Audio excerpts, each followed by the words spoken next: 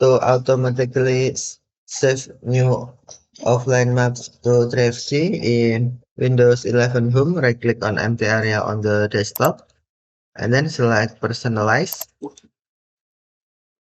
Next, click or tap System, and then select Storage.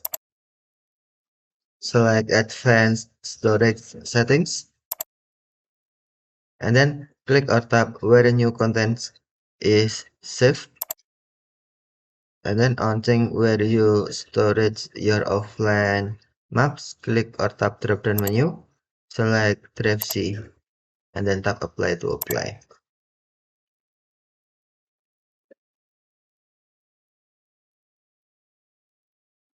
Now